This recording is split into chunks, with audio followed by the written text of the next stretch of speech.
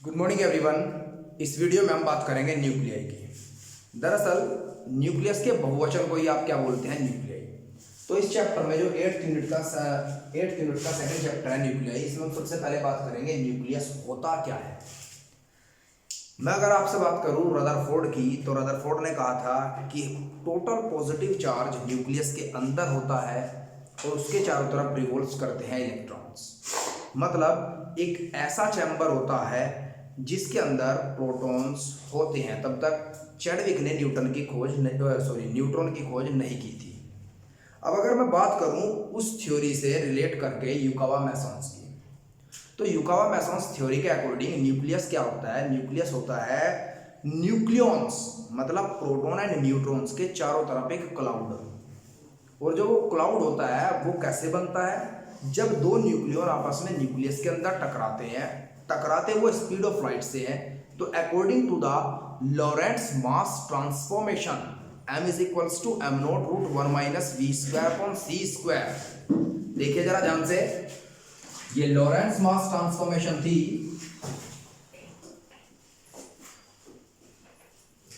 और ये rest mass of nucleon है। न्यूक्लियन किसका मास है, प्रोटॉन एंड न्यूट्रॉन का। अब न्यूक्लियन किन्हें बोलते हैं जरा समझिएगा ध्यान से। न्यूक्लियस के अंदर 32 टाइप्स के एलिमेंट्री पार्टिकल्स होते हैं, जैसे लैम्डा पार्टिकल्स, बीटा पार्टिकल्स, आप मैसॉन्स को ले लीजिएगा, प्रोटॉन न्यूट्रॉन हाइड्रॉन्स ले लीजिएगा, सब भी 32 तरह के एलिमेंट्री पार्टिकल हैं। लेकिन आप उन हाइड्रॉन्स को न्यूक्लियॉन्स बोलते हैं जिनका mass 1.66 into 10 to the power -27 kg के आसपास होता है। मतलब प्रोटॉन और न्यूट्रॉन इस न्यूक्लियस के अंदर सबसे हैवी एलिमेंट्री पार्टिकल होते हैं। मैंने ये बिल्कुल नहीं कहा आपसे कि इनके अलावा कोई दूसरा एलिमेंट्री पार्टिकल न्यूक्लियस के अंदर नहीं होता, क्योंकि एक फिजिसिस्ट ये बात बोल भी नहीं सकता कि सिर्फ प्रोटॉन और न्यूट्रॉन ही न्यूक्लियस के अंदर होते हैं, क्योंकि मुझे तो पता है इसके अंदर मैसॉन्स भी होते हैं, इसके अंदर लैम्डा पार्टिकल्स भी होते हैं, इसके अंदर बहुत से ऐसे पार्टिकल्स हैं जिनका आपने नाम भी नहीं सुना है, फोटॉन्स भी होते हैं, म्यूनॉन्स होते हैं। तो आप समझिएगा न्यूक्लियन सिर्फ उन्हें बोला जाता है जिनका mass 1.66 10 to the power -20 kg के आसपास होता है। अब बात करते हैं हम कैसे रदरफोर्ड का जो न्यूक्लियस की बात थी रदरफोर्ड की, वो मैसॉन से अलग थी। दरअसल रदरफोर्ड ने कहा था कि टोटल पॉजिटिव चार्ज न्यूक्लियस के अंदर होता है, और मैसॉन ने क्या कहा, मैसॉन ने कहा कि न्यूक्लियस की फॉर्मेशन ही प्रोटॉन और न्यूट्रॉन तय करते हैं। वो आपस में स्ट्रॉन्ग न्यूक्लियर फोर्स के जरिए आपस में टकराते हैं और टकराते वो स्पीड ऑफ लाइट से हैं। तो V की जगह आप C रिप्लेस कर देंगे। ये रेस्ट मास था उनका, ये मास इन मोशन, और C से C गया तो आप 1 लिखेंगे यहां, और m इज इक्वल्स टू आ जाएगा m नॉट अपॉन 0 और m is equals to infinity, mass in motion. इसका मतलब ये नहीं है कि इतने मास के प्रोटॉन का वजन या मास इनफाइनाइट टाइम्स हो गया। इसका मतलब यह है कि अपने रेस्पेक्ट में इनफाइनाइट हो गया, मतलब 20 30 50 गुना या 100 गुना मास बढ़ गया। लेकिन आप भी फिजिक्स के स्टूडेंट हैं, आप जानते हैं मास can neither be created nor be destroyed. तो मास या तो एनर्जी में कन्वर्ट हुआ होगा या एनर्जी मास में कन्वर्ट हुई होगी। जरा समझिएगा, जब मास इनफाइनाइट हुआ तो वो जो मास बढ़ा, अगर मैं इस मास में से इस मास को घटाऊं जो रेस्ट पोजीशन में था, तो ये बचा मास डिफेक्ट, और ये मास डिफेक्ट ही C स्क्वायर से मल्टीप्लाई होने के बाद बाइंडिंग एनर्जी कहलाता है।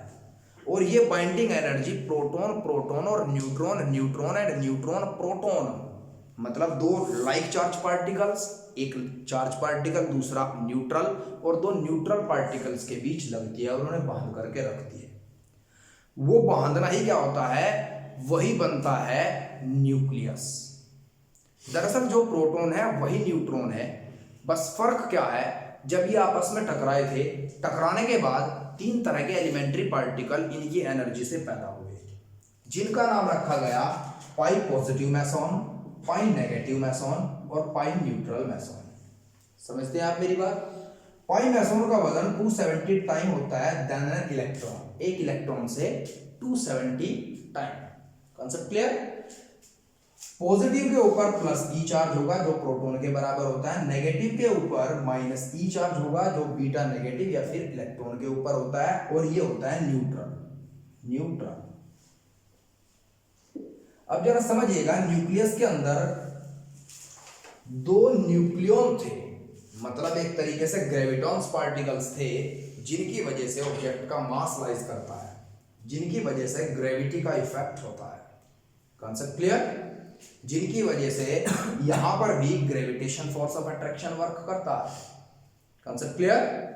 चलिए, अब जब ये आपस में टकराई स्पीड ऑफ लाइट से तो इनका मास इंक्रीज हुआ, और जब ये अलग हुए वही मास तीन तरह के पार्टिकल में एनर्जी के अंदर कन्वर्ट होने के बाद पाई पॉजिटिव, पाई नेगेटिव और पाई न्यूट्रल के अंदर बदल गया।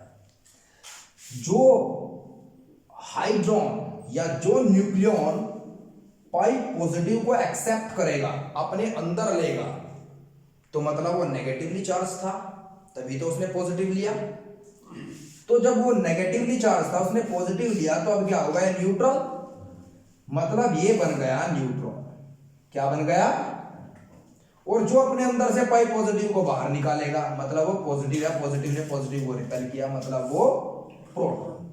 आप आज तक मैं 8 साल से बच्चों से क्वेश्चन पूछता आया हूं कि आपको बताया जाता है कि प्रोटॉन का मास ये है और न्यूट्रॉन का इससे स्लाइटली ज्यादा, तो ऐसा क्यों होता है? तो मुझे कहते हैं बच्चे कि सर ऐसा ही बताया हमें तो कि ऐसा ही होता है, और इसमें ज्यादा जानकर आप करेंगे क्या? आपको, अगर आपने मेरी बात यहां ध्यान से सुनी है तो आपको पता चल जाएगा, जिस हाइड्रोन ने पाई पॉजिटिव को अपने अंदर एक्सेप्ट किया है वो न्यूट्रॉन बना है, और उसका मास स्लाइटली ज्यादा है as compared to the mass of the proton। concept clear? 100% clear? यहां तक कोई दिक्कत? प्रियांशु, अच्छा जी मेरी बात समझिएगा जरा। जैसे इलेक्ट्रॉन न्यूक्लियस के चारों तरफ रिवॉल्व करते हैं, वैसे ही न्यूक्लियस अपनी एक्सिस पर भी रिवॉल्व करता है। जैसे कि प्लैनेट सन के चारों तरफ रिवॉल्व करते हैं, ऐसे ही सन अपनी एक्सिस पर एंगुलर वेलोसिटी से रिवॉल्व करता है। Concept clear? जैसे कि जुपिटर सन के चारों तरफ चक्कर ना लगा करके, जहां सोलर सिस्टम में सन और जुपिटर का सेंटर ऑफ मास लाइज करता है, सन उसके चारों तरफ घूमता है और जुपिटर भी उसी के चारों तरफ घूमता है। लेकिन सन जुपिटर के रिवॉल्यूशन के बीच में है, इसलिए आप समझते हैं कि वो सन के चारों तरफ रिवॉल्व करता है। ऐसे तो अर्थ भी यहां रिवॉल्व करती है, तो कल आप ये भी कहेंगे क्या कि जुपिटर अर्थ के चारों तरफ रिवॉल्व करता है? ऐसा तो नहीं कह सकते ना। तो आप ऐसा भी नहीं कह सकते कि जुपिटर सन के चारों तरफ रिवॉल्व करता है, क्योंकि जुपिटर का मास इतना अधिक है, इतना अधिक है कि वो सन को भी एक सेंटर ऑफ मास के चारों तरफ रोटेट कर सकता है। Concept clear? अब मैं उसी तरीके से आपको न्यूक्लियस को समझाऊंगा, जरा समझिएगा बहुत ध्यान से। युकावा मेसन्स थ्योरी के बाद जब मैंने देखा कि अगर एक हाइड्रोन किसी दूसरे हाइड्रोन से टकराता है तभी उसका मास इंक्रीज होता है, मास इंक्रीज होने के बाद प्रोटॉन एंड न्यूट्रॉन बनते हैं, प्रोटॉन एंड न्यूट्रॉन की फॉर्मेशन से पहले पाई मेसन्स बनते हैं, और वो पाई का क्लाउड जो होता है वही न्यूक्लियस को बनाता है। Concept clear? तो मैंने देखा हाइड्रोजन 1H1, इसके अंदर तो एक ही एटॉमिक मास है इसका और एक ही एटॉमिक नंबर, तो न्यूट्रॉन की संख्या कितनी हो गई? 1 - 1 दैट इज इक्वल टू 0, और प्रोटॉन कितना है? 1 है। Concept clear? 101%? कोई दिक्कत? चलिए अब जरा ध्यान से देखिएगा, अगर सिर्फ एक सिंगल प्रोटॉन है और एक इलेक्ट्रॉन इसके चारों तरफ रिवॉल्व करता है, तो युकावा मेसन्स थ्योरी पढ़ने के बाद आप खुद एनालाइज करेंगे, जब ये किसी से टकराया ही नहीं तो ना तो यहाँ कोई पाई पॉजिटिव होगा और ना ही कोई पाई नेगेटिव होगा, मतलब ये वो पॉजिटिव हाइड्रोन है जिसके ऊपर पहले प्रोटॉन जितना चार्ज था। Concept clear? इसे किसी की जरूरत ही नहीं है कि ये पॉजिटिव बने। Concept clear? सिर्फ हाइड्रोजन के अंदर ही आपको मैं अगर बताऊं कि प्रोटॉन और न्यूट्रॉन, जो प्रोटॉन था वो लगभग अप्रोक्स 9 करोड़ बार न्यूट्रॉन बन जाता है, और जो न्यूट्रॉन था वो लगभग 9 करोड़ बार प्रोटॉन बन जाता है। लेकिन 1H1 एक ऐसा एलिमेंट है जिसके अंदर जब दूसरा कोई हाइड्रोन नहीं है तो इनके अंदर तब्दीली नहीं होती है। That's why it is exceptional case. ये भी इसका एक कारण है कि हाइड्रोजन को आज तक मॉडर्न पीरियोडिक टेबल में कोई जगह नहीं मिली है, क्योंकि इसकी प्रॉपर्टी सभी से अलग है। इसके बाद समझिएगा जरा ध्यान से। दरअसल इलेक्ट्रॉन का मास इस प्रोटॉन के मुकाबले 1836 टाइम्स कम है। 1836 टाइम्स कम है। Concept clear? 100%। चलिए, अब यहां क्या सीन है प्रोटॉन और न्यूट्रॉन के रेस्पेक्ट में, मैं सिर्फ इस एलिमेंट की बात करूंगा। अगर इलेक्ट्रॉन इसके चारों तरफ घूमता होता तो वो एक फिक्स रेडियस पर घूमता। Concept clear? इलेक्ट्रॉन्स की जो रेडियस चेंज होती है वो इसलिए होती है, दरअसल they follow approx elliptical path, क्योंकि इलेक्ट्रॉन और प्रोटॉन के बीच एक सेंटर ऑफ मास बनेगा हल्का सा दूर। जहां अगर ये प्रोटॉन इतना बड़ा है तो सेंटर ऑफ मास यहां होगा। अब ये प्रोटॉन इस एक्सिस के अलोंग चारों तरफ घूमेगा और इलेक्ट्रॉन भी इस सेंटर ऑफ मास के चारों तरफ घूमेगा।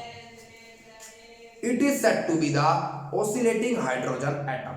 Concept clear? Oscillating hydrogen atom and model said to be oscillating hydrogen model. आप फ्यूचर में जब कभी डॉक्टरेट लेवल पर होंगे तब इसके बारे में रिसर्च करेंगे। Concept clear? 101%। तो आप मुझसे पूछते भी रहते थे कई बार कि भैया आप ऐसा क्यों कह देते हैं कि जो प्रोटॉन है वो न्यूट्रॉन ही है, जो न्यूट्रॉन है वो प्रोटॉन ही है। मैं कह रहा था आप अपने केमिस्ट्री के टीचर से पूछिएगा। ठीक है जी।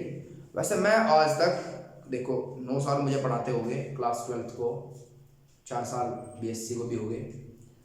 मैंने आज तक किसी भी बच्चे ने मुझे जवाब नहीं दिया, मैं बोलता हर साल हूँ ऐसा। बस एक टीचर है, आपने सुना भी होगा, संजय राणा सर। उन्होंने एक दिन मुझे सेटिस्फाई किया इस बात पर कि हाँ मैं तो कभी बोलता ही नहीं कि हाइड्रोजन के अंदर न्यूक्लियस है, मैं तो यही कहता हूँ कि प्रोटॉन है। तो इतने लंबे समय में मैं बहुत से टीचर्स से मिला हूँ, इस बारे में बात भी की, तो सिर्फ उन्होंने ही मेरी बात को तवज्जो दी और उन्होंने कहा कि मुझे इस बारे में पता था। ठीक है जी। फिर मैसन्स थ्योरी वगैरह मतलब बहुत ही कम टीचर्स पढ़ते हैं जो आप लोगों तक पहुँचती है।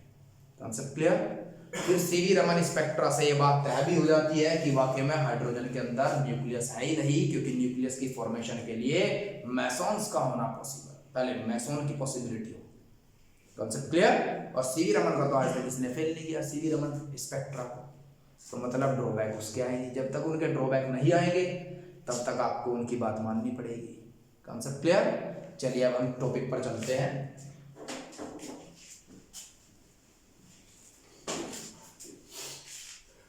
सबसे पहले समझिएगा न्यूक्लियस का क्या, और न्यूक्लियस होता है बहुवचन। किसका? न्यूक्लियस। मैंने मान लिया let a nucleus of atomic number Z and atomic mass A। Concept clear? Atomic number Z और एटॉमिक मास A, और मैंने न्यूक्लियस को X से डिनोट किया, यहां लिखा Z और यहां लिखा A, तो आप इसे क्या कहते हैं? एटॉमिक मास, जिसे मास नंबर भी बोला जाता है। मास नंबर, ये लिखा आपने एटॉमिक नंबर। जो एटॉमिक नंबर है ये नंबर ऑफ प्रोटॉन्स के बराबर होता है एंड नंबर ऑफ इलेक्ट्रॉन के भी बराबर होता है। Concept clear?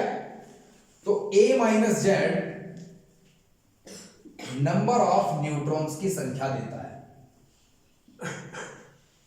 मतलब A अगर आपके पास एटॉमिक मास है, Z अगर आपके पास एटॉमिक नंबर है, तो आप नंबर ऑफ न्यूट्रॉन्स की संख्या कैलकुलेट कर सकते हैं। Concept clear? आपने सुना भी होगा कुछ एलिमेंट्स के न्यूक्लियस बहुत लेस स्टेबल है, कुछ एलिमेंट्स के न्यूक्लियस बहुत ही ज्यादा स्टेबल है, जैसे कि बाइंडिंग एनर्जी पर न्यूक्लियॉन्स आयरन के लिए बहुत अधिक होती है, बहुत ही ज्यादा होती है। Concept clear? और हाइड्रोजन के लिए 1H1 के लिए ना के बराबर बहुत ही कम होती है। Concept clear? 100%।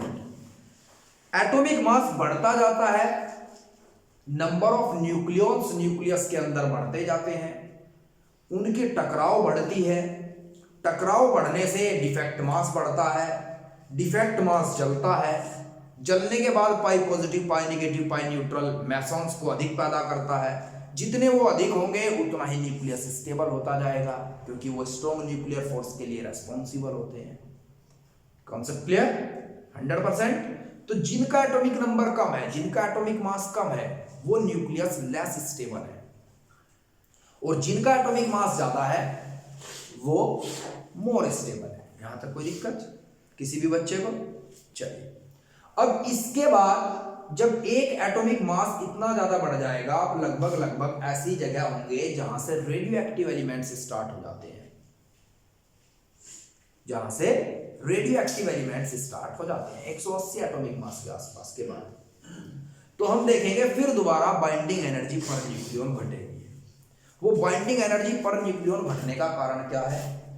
उस न्यूक्लियस के अंदर इतने ज्यादा प्रोटॉन्स हो गए कि प्रोटॉन प्रोटॉन के बीच इलेक्ट्रोस्टैटिक रेपल्सन बढ़ गया। वो इलेक्ट्रोस्टैटिक रेपल्सन न्यूक्लियस झेल नहीं पाता है और वो रेडियो एक्टिव एलिमेंट्स के अंदर कन्वर्ट हो जाती है। Concept clear? 100%। शायद आज जिंदगी में आपको पहली बार पता चला होगा कि कैसे एक stable element radio active element बन जाता है, लेकिन इसे बनने में 3.5 मिलियन ईयर लगते हैं। Concept clear? 100%। 3.5 million year. Hydrogen जो है वो यूरेनियम भी बन जाता है। Concept clear? लेकिन एक लंबी सदी शताब्दियां लगेगी। मैं आपको एक दिन बताऊंगा एलिमेंट्स बने कैसे, क्वार्क से प्रोटॉन इलेक्ट्रॉन्स बने कैसे, वो सब मैं आपको एक दिन बताऊंगा। Concept clear? यहाँ तक कोई दिक्कत?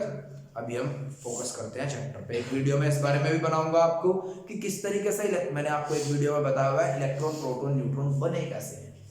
इस वीडियो में मैंने आपको बताया कि प्रोटॉन का मास स्लाइटली कम क्यों है न्यूट्रॉन से।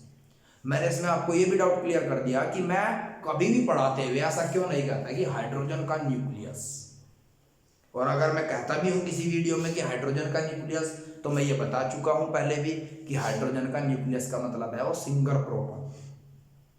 कोई दिक्कत किसी बच्चे को? यहां तक कोई दिक्कत? चलिए, इसके बाद समझिए जरा ध्यान से, a minus Z number of neutron के बराबर a एटॉमिक मास या फिर मास नंबर, मतलब प्रोटॉन प्लस न्यूट्रॉन्स। और एटॉमिक नंबर क्या होता है भाई? एटॉमिक नंबर होता है प्रोटॉन और इलेक्ट्रॉन के बराबर।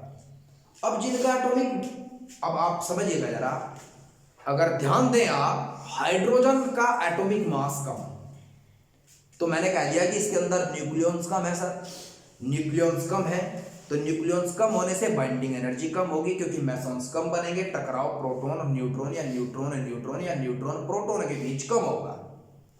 फिर मैंने हीलियम पर फोकस किया, मैंने देखा हीलियम की बाइंडिंग एनर्जी ज्यादा है। आपके दिमाग में एकदम है कि हाइड्रोजन 1H1 से हीलियम की इसलिए ज्यादा है क्योंकि उसका एटॉमिक मास भी ज्यादा है, उसके अंदर न्यूक्लियॉन्स भी ज्यादा है।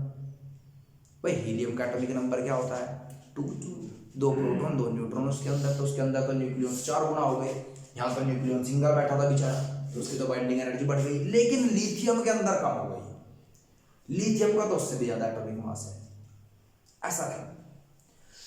स्टेबिलिटी सिर्फ और सिर्फ एटॉमिक मास के इंक्रीमेंट पर डिपेंड नहीं करती है। स्टेबिलिटी इस बात पर भी निर्भर करती है कि न्यूक्लियस के अंदर जो प्रोटॉन और प्रोटॉन की संख्या है वो इवन है या ओड है, न्यूट्रॉन न्यूट्रॉन की जो संख्या है वो इवन है या ओड है, और जो न्यूट्रॉन्स की संख्या है वो प्रोटॉन से अधिक है या कम है। Concept clear? दरअसल ऐसा ही, हम एक ऐसा न्यूक्लियस लेते हैं जिसके अंदर प्रोटॉन की संख्या इवन हो और न्यूट्रॉन की संख्या भी इवन हो, जैसे कि He2 4। Concept clear? एक प्रोटॉन एक न्यूट्रॉन एक न्यूट्रॉन, कुछ ऐसा रहा होगा, मुझे नहीं पता ये भी प्रोटॉन है या ये न्यूट्रॉन, मैंने तो बताया तो करोड़ों बार बदलेंगे एक सेकंड में। मैं ऐसा कैसे बताऊंगा? तो क्वांटम मैकेनिक्स भी नहीं बता पाई अभी तक कि जो हाइड्रोजन पर मैंने उंगली रखी या जिस पर मैंने फोकस किया, जिस पर मैंने अपना माइंड सेट किया, वो प्रोटॉन था, इसी से नहीं यार न्यूट्रॉन। मेरे तो माइंड में अंदर तक पहुंचने में सिग्नल 1/10 सेकंड लग गया, अगर मैं एक ऑर्डिनरी इंसान हूँ। अगर मैं बहुत ही इंटेलिजेंट हूँ, अगर आप बहुत ही इंटेलिजेंट हैं, अगर आप सुपर ह्यूमन हैं, तो फिर भी आपके दिमाग में पहुंचने में लगभग स्पीड ऑफ लाइट से भी अगर सिग्नल पहुंचता है तो 3 लाख बार आप सोच सकते हैं। यहाँ तो 9 करोड़ बार तब्दीली हुई, तो मतलब ये तो आप क्वांटम मैकेनिक्स में भी नहीं सोच सकते। Concept clear? कोई दिक्कत? चलिए, तो मैंने मान लिया जब मुझे पता है कि एक प्रोटॉन एक न्यूट्रॉन एक न्यूट्रॉन एक प्रोटॉन है, तो अगर एक प्रोटॉन एंटी क्लॉकवाइज स्पिन करेगा अपनी एक्सिस पर तो दूसरा क्लॉकवाइज करेगा, तो जो इसका मैग्नेटिक मूवमेंट होगा ये उसे कैंसिल कर देगा। मैग्नेटिक मूवमेंट मैग्नेटिक फील्ड को पैदा करता है जो न्यूक्लियस के अनस्टेबिलिटी के लिए रेस्पॉन्सिबल है, अनस्टेबिलिटी। सेम यहां है, अगर ये एंटी क्लॉकवाइज स्पिन करेगा तो ये क्लॉकवाइज स्पिन कर लेगा। अगर ये एंटी क्लॉकवाइज स्पिन कर रहा था, इसने एक मैग्नेटिक मूवमेंट बनाया तो इसने क्या कर दिया, उसे कैंसिल कर दिया। तो जब even number of nucleons nucleus के अंदर हैं तो मैग्नेटिक मूवमेंट एक दूसरे का कैंसिल करने के बाद न्यूक्लियस की स्टेबिलिटी को बनाते हैं। Concept clear? न्यूक्लियस की स्टेबिलिटी को बनाते हैं, यहां तक कोई दिक्कत? लेकिन अगर मैं लिथियम की बात करूं, एटॉमिक नंबर क्या है लिथियम का? 3। एटॉमिक मास 7 भाई आप केमिस्ट्री के स्टूडेंट हैं और आपको आज तक ये नहीं पता चला कि लिथियम का एटॉमिक मास क्या है? क्या है? 7। अब 7 तो एक और नंबर हो गया और एटॉमिक नंबर इसका 3 है। जरा ध्यान दीजिएगा, एटॉमिक नंबर कितना है? 3। तो मतलब प्रोटॉन प्रोटॉन प्रोटॉन में से मान लो अगर एक प्रोटॉन ने दूसरे प्रोटॉन की स्पिन को कैंसिल भी किया, एक न्यूट्रॉन ने दूसरे न्यूट्रॉन, एक न्यूट्रॉन ने दूसरे न्यूट्रॉन की स्पिन को कैंसिल भी किया, तो एक लावारिस प्रोटॉन जो रहेगा ये अकेली मछली पूरे तालाब को गंदा करेगी। ये इतना मैग्नेटिक मूवमेंट पैदा करेगी कि लिथियम एक एक्टिव एलिमेंट में गिना जाएगा, रेडियोएक्टिव नहीं, active element. That's why lithium को आप बैटरी में यूज करते हैं, सेल में यूज करते हैं। Concept clear? क्योंकि इसकी रिएक्टिविटी बढ़ जाती है। जिसका न्यूक्लियस ही स्टेबल नहीं है तो उसकी अपने इलेक्ट्रॉन के ऊपर क्या पकड़ बनेगी? तो इसीलिए एक कंडक्टर है। Concept clear? 100%? कोई दिक्कत यहां तक? एलिमेंट कंडक्टर है या इंसुलेटर है या सेमीकंडक्टर है, उसके न्यूक्लियस से तय होता है या वो रेडियो एक्टिव एलिमेंट है? कोई दिक्कत यहां तक? अगर आप इस वीडियो को देखने के बाद इनऑर्गेनिक केमिस्ट्री को समझे तो आपको पता चल जाएगा why fluorine is more electronegative than the chlorine. आप कहते हैं कि उसकी एक्सेप्ट करने की इलेक्ट्रॉन्स को ज्यादा है एबिलिटी। अरे वो है क्यों? सवाल ये है, ये ना बताया करो मुझे कि राम का घर शाम के सामने और शाम का घर राम के सामने, दोनों का आमना सामने, मुझे घर नहीं बुलाना क्या है? तो ये नहीं, एक स्टेबल आंसर दो कि ऐसा है। समझ रहे हैं मेरी बात? तो अगर आप इसे ढंग से समझो तो आप सब चीज समझ जाओगे। केमिस्ट्री में कुछ भी एक्सेप्शनल केस नहीं है। अगर आपको ये कहा गया है कि इट इज एक्सेप्शनल केस, या तो आपके टीचर की नॉलेज में थोड़ी सी कमी थी, भले आप कितने भी बड़े रेस्पेक्टिव टीचर से पढ़ते हो, या फिर उन्होंने आपको समझा कि आप समझ ही नहीं पाएंगे इस बात को, या वो आपके कुरिकुलम और सिलेबस की गड़बड़ है। इन 3 में से एक ही गड़बड़ है। कुछ भी एक्सेप्शनल नहीं है। जो एक्सेप्शनल है साथ साथ लिखा है उसका ड्रॉबैक, और उसे किसी ना किसी ने सही भी कर दिया, और जिस चीज को सही नहीं किया उसे आपकी बुक्स में नहीं लिखा। बात तो मेरी सही है ना? ये चीज समझा करो ना यार। मैंने कहा आपको, अभी आपसे पहले भी बैच चले गए, मैंने कहा फिजिक्स में ऐसा एक्सेप्शनल ऐसा हो जाएगा, मैंने तो एग्रीगेशन एनर्जी तक पढ़ा दूं, मैं तो हॉल्स इफेक्ट तक पढ़ा दूं क्लास 12 में। ठीक है, समझ रहे ना मेरी बात? तो अभी आप न्यूक्लियस के बारे में, न्यूक्लियस की संरचना समझने लगे कि न्यूक्लियस होता क्या है। न्यूक्लियस एक मेसन्स का क्लाउड चारों तरफ है, उसके अंदर हाइड्रोन्स मौजूद है और बहुत से एलिमेंट्री पार्टिकल्स मौजूद है। ठीक है जी, बहुत से एलिमेंट्री पार्टिकल्स मौजूद है। तो अभी मैंने जो आपसे डिस्कस किया, मैंने डिस्कस क्या किया आपसे कि प्रोटॉन सिंगल हाइड्रोजन में है, ना कि न्यूक्लियस है, और न्यूक्लियस बना कैसे और न्यूक्लियस होता क्या, उसकी स्टेबिलिटी कैसे होती है। अब बात करते हैं, जब आप न्यूट्रॉन्स की संख्या, मैंने कहा न्यूट्रॉन्स की संख्या स्टेबिलिटी के लिए जरूरी है, लेकिन अगर रेडियो एक्टिव एलिमेंट्स को मैं देखूं, उनके अंदर न्यूट्रॉन्स की तादाद बढ़ने के कारण भी वो एक रेडियो एक्टिव एलिमेंट्स है। तो मैंने आपसे ये भी बात बताई अभी, वहां प्रोटॉन्स की संख्या न्यूक्लियस के अंदर इतनी अधिक हो गई कि प्रोटॉन का रिपल्सन फोर्स वो मेसन्स क्लाउड झेल ना पाए, और वो एक रेडियो एक्टिव एलिमेंट के अंदर कन्वर्ट हो गया। कोई दिक्कत यहां तक? किसी भी बच्चे को कोई दिक्कत? हैप्पी आदित्य? चलिए, इसके बाद हम बात करते हैं जरा, मैंने आपको एक बार, मैं इंस्टा पे एक बार लिखी थी, कई बच्चों ने मुझसे पूछा भी और मैंने उसका फिर डिटेल में भी लिख दिया। क्या इस ब्रह्मांड के अंदर, इस यूनिवर्स के अंदर अभी तक जो सबसे ज्यादा डेंस चीज मिली है वो न्यूक्लियस है। और वो न्यूक्लियस भी किसका है? वो न्यूक्लियस है न्यूट्रॉन स्टार का। आपकी गैलेक्सी के सेंटर पर एक ऐसा न्यूट्रॉन स्टार होता है जिसके चारों तरफ सभी सोलर सिस्टम, जितने भी स्टार हैं, वो अपने पूरे के पूरे सोलर सिस्टम को लेकर चक्कर लगाते हैं। सवाल यह है कि सर उसी का चक्कर क्यों लगाते हैं? क्योंकि वहां मास बहुत अधिक होता है। मास अधिक होने के कारण, डेंसिटी अधिक होने के कारण वहां टाइम भी फोल्ड हो जाता है और टाइम उसी के अलोंग सोलर सिस्टम को रिवॉल्व करना स्टार्ट कर देता है। कॉन्सेप्ट क्लियर जी? वही फंडा यहां पर है। अगर आप एक यूनिवर्स की स्ट्रक्चर को समझना चाहते हैं तो आप हाइड्रोजन से लेकर यूरेनियम तक पढ़ें, एलिमेंट्स की संरचना को समझो। कुछ कुछ ऐसा ही, सब कुछ ऐसा तो नहीं, कुछ कुछ ऐसा ही महास्पेस में भी होता है। Concept clear? कोई दिक्कत? चलिए, इसके बाद मैं आपको बताऊंगा न्यूक्लियस का साइज। तो आपको, आप समझते ही हैं, आप लोग सभी इंटेलिजेंट हैं, तभी तो यहां बैठे हैं इस क्लास में। न्यूक्लियस का साइज डिपेंड किस पर करेगा? एटॉमिक मास पर। किस पर करेगा? एटॉमिक मास पर। तो साइज ऑफ न्यूक्लियस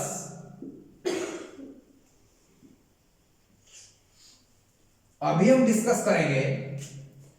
अभी आप सबसे पहले इस बात पर मंथन करो 2 मिनट के लिए जो मैंने आपको बताया, उसके बाद मैं वीडियो स्टार्ट करूंगा।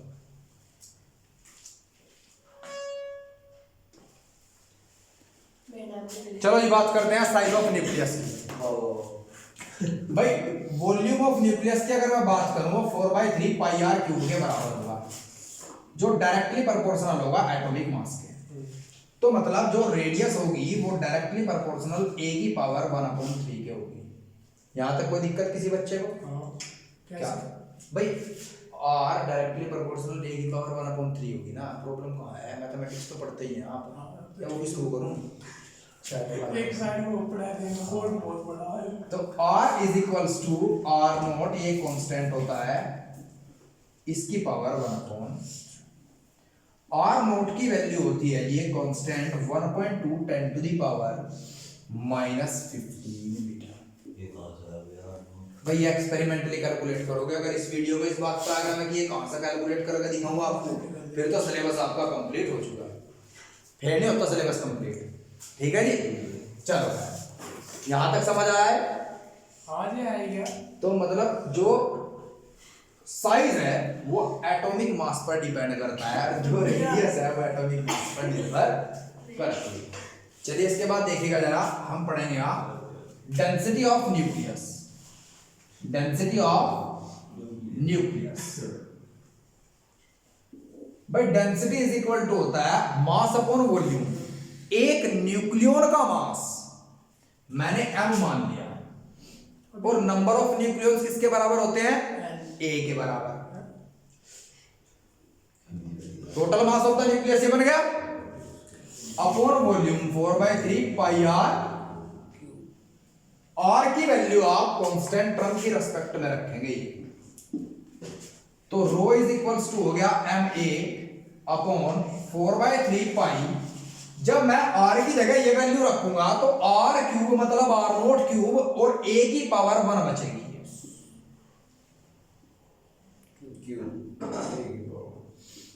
a से a कैंसिल होकर के तो आप एक कंसेप्चुअल क्वेश्चन अटेम्प्ट कर लेंगे। डज द न्यूक्लियस डेंसिटी या nuclear density depend at atomic mass? तो आप क्या कहेंगे? नो। मतलब ये कांस्टेंट वैल्यू होती है।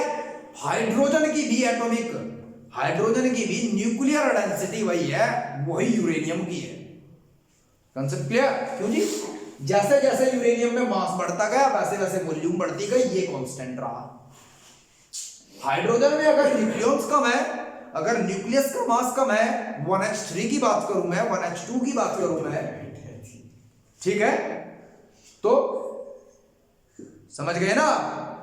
इसके बाद जब आप m की वैल्यू रखेंगे 1.66 10 to the power -27 kg, pi की वैल्यू 3.14 और आर नोट की वैल्यू 1.2 10 टू द पावर -15। तब आप फाइंड करेंगे कि nucleus density 2.27 10 to the power 17 kg per metre cube होती है। मतलब यूनिवर्स में इससे ज्यादा डेंसिटी किसी भी चीज की नहीं होती है। कॉन्सेप्ट क्लियर जी। अब अगर